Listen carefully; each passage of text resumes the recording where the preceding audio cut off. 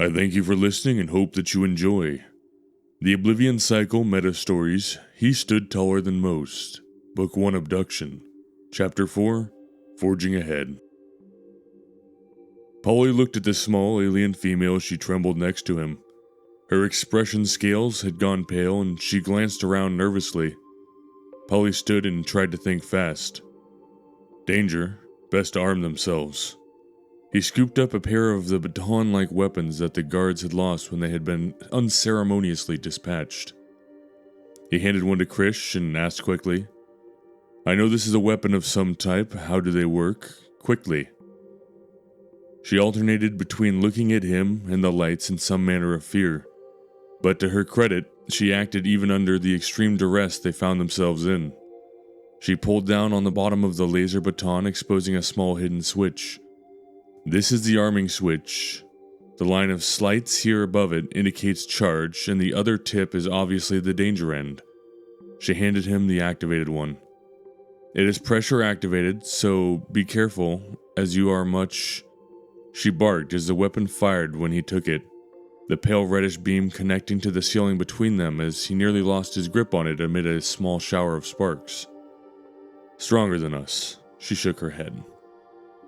My bad, he apologized, ducking his head as he adjusted his grip on the weapon.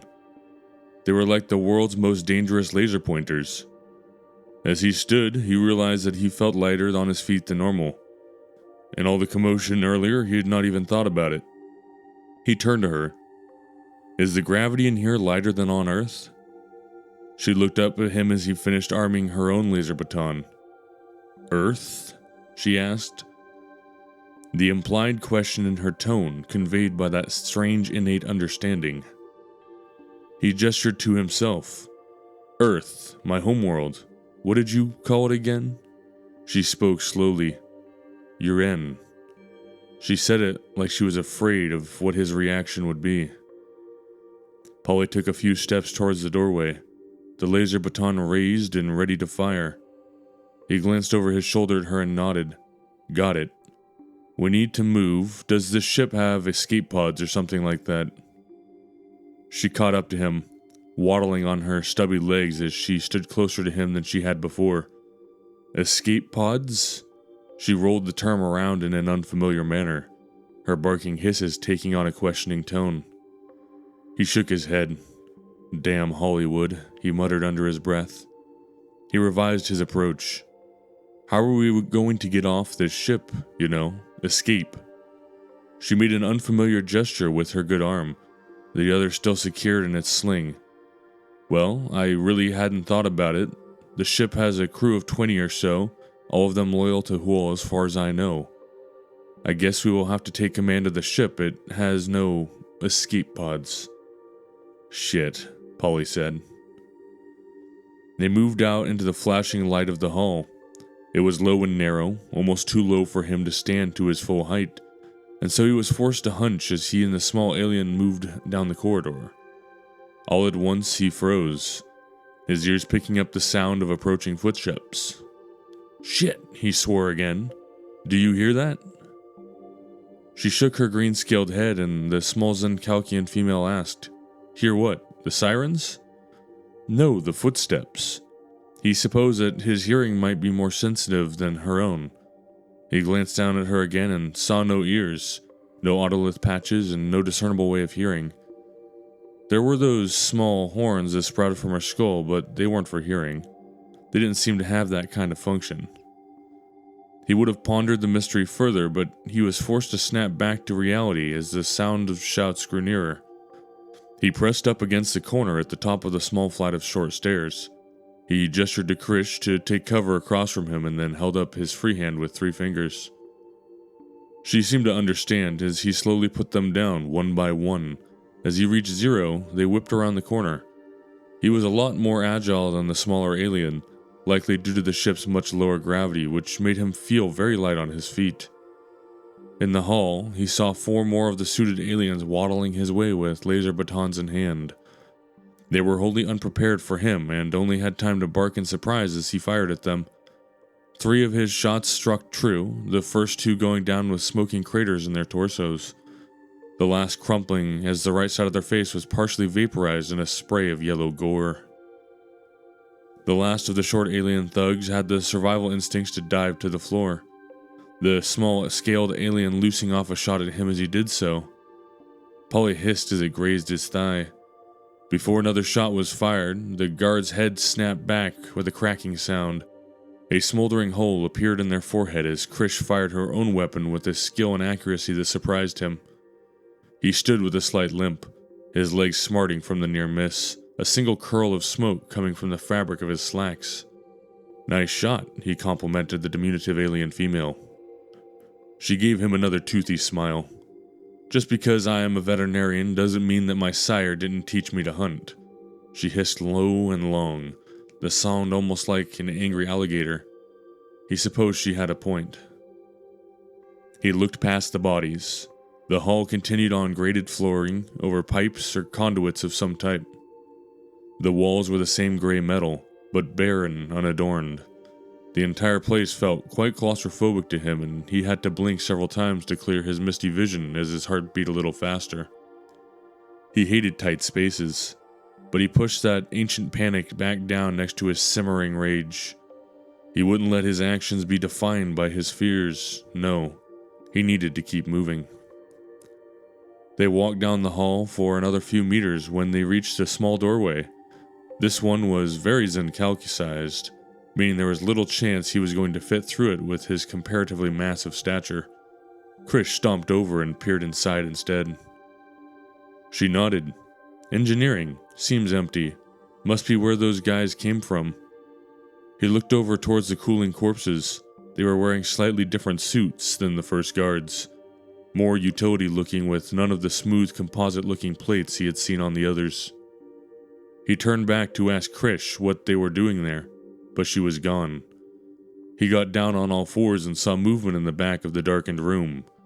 For somebody supposedly attuned to the healing of others, she was remarkably cool about the dead crew. He speculated that they must have mistreated her terribly, but he was a little afraid to ask. "Hey," he hissed, not wanting to shout across the whole ship. His deep voice seemed to carry along the metal walls quite easily. "Krish, what are you doing?" The small alien rummaged around in the far corner of the room for another minute, before barking triumphantly and rushing over to him on her stumpy legs. He saw an open cabinet filled with strange glowing crystals behind her. She looked to have pulled some of them out. As she tottered over, he saw she was holding some sort of large red crystal. It was long and shaped almost like quartz, but something about it seemed off to him. He stood as she exited, pausing to gaze up at him from her much shorter position. She reached up with one of her long arms and offered him the crystal, which he took from her small six-fingered hand gently, a question forming on his lips. She anticipated his question and nodded. "It's a memory crystal. It has data on all of Hool's dealings, and who he was dealing with."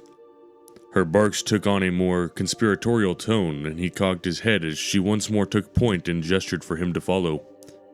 He got the feeling he knew where she was going with the idea. He hefted the crystal. It was a lot smaller than he at first had thought now that he held it in his much bigger hand. Now that he was looking at it closely, he could see what was strange about it. It wasn't in fact a single monocrystalline structure, but instead many hundreds or thousands of perfectly interlocking smaller crystal units that together made it look as if the face of the thing was shattered, but it was solid. Not an actual crack marred its glass-like surface. They must have grown the larger crystal with all the small ones in inclusion to produce it. The technology required to do something of that complexity was beyond him entirely. He asked her suddenly, the two of them rounding another bend as the sounds of shouting barks got closer once more. "Hey, why are you helping me? I understand best odds of survival and all that, but what makes me different from the other people you have seen?" If he was expecting a flattering answer, then he was to be sorely disappointed, as she simply looked up at him and responded, "It's simple, really. You are the first one to act intelligently." And with that, she rushed off down the hall on her stumpy legs. He paused as he thought it over.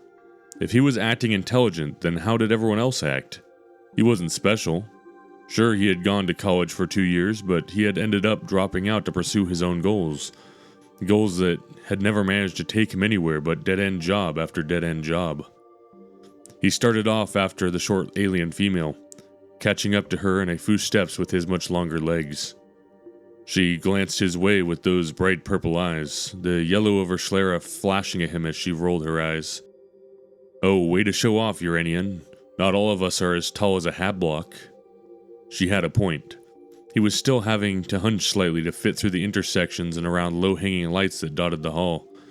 She gestured ahead towards a notation on the wall nearby, the strange alien scrawl looking akin to slashes or scratch marks. They were clearly notations, letters and words written in an alien script. He shrugged. "I don't read alien." She gave him what he assumed was a sharp look. He coughed and ducked his head. "I am the alien, right, sorry. I don't understand Zencalc." She corrected him, Zencalc. He shrugged again and she let out a small hiss. "It says the bridge is ahead. All we need to do is take it and seal the door.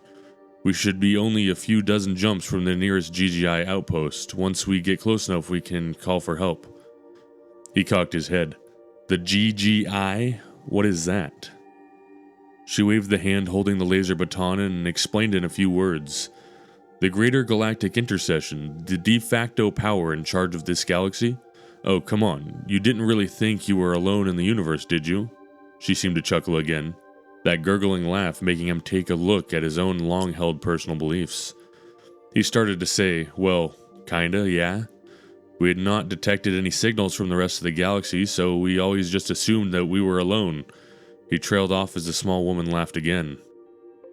She scoffed as they rounded yet another corner and took a flight of stairs, the flashing yellow lights reflecting off her shiny scales. "You Uranians really are daft. Ever heard of a signal dampening technology?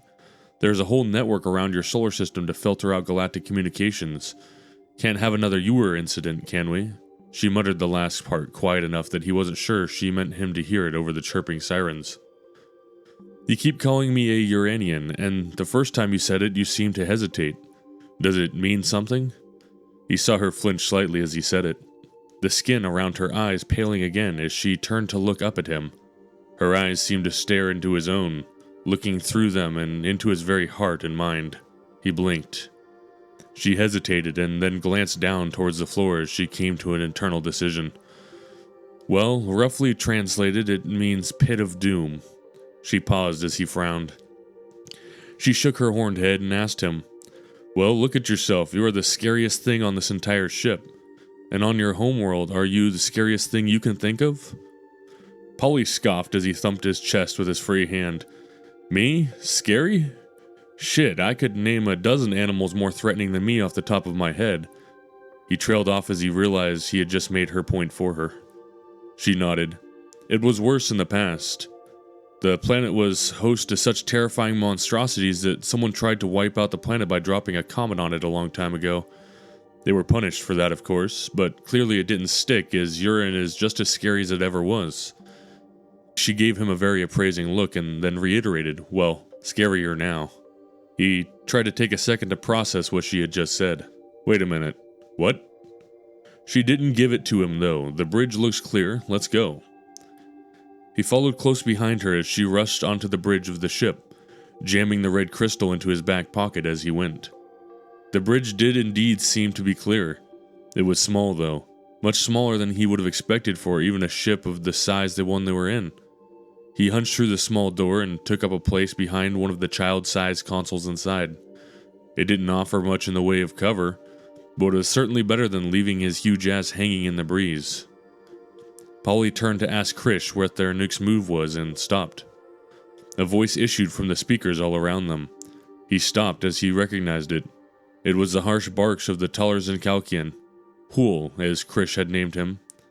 His voice was harsh and dripping with venom that was entirely undisguised. He growled, the harsh barking hiss of their voice sending a shiver down Polly's spine. "Krish Shanib, you have signed your own tomb warrant. For this abomination there is only death. Do you hear me, you stupid hulking Uranian? You will suffer for this insult. You will The voice cut off and he looked over towards Krish. She shook her head. I deactivated the internal comms, but they are coming. More of them than I can handle alone, and there is worse news. She paused as she pressed another button that closed the doors to the bridge. What? He looked back from the door to the little scaled alien. She swallowed. They raided the armory. They likely have the big guns now. Ones that not even you can withstand. I'm sorry, but there is nothing more I can do. From outside the thick metal of the blast door, a loud thud sounded and Polly shivered. End of Chapter 4. Thank you for listening to this fictional tale set in the Humanity Unleashed universe, and a very special thank you to my amazing Patreon supporters that make doing what I do easier. It is the goal of the setting and its many stories of grimdark cosmic horror and science fiction to entertain and inspire. So to all of those still listening, I thank you for your time, and welcome you to keep listening as long as you are able. I am Lord Frostdraken the Deranged.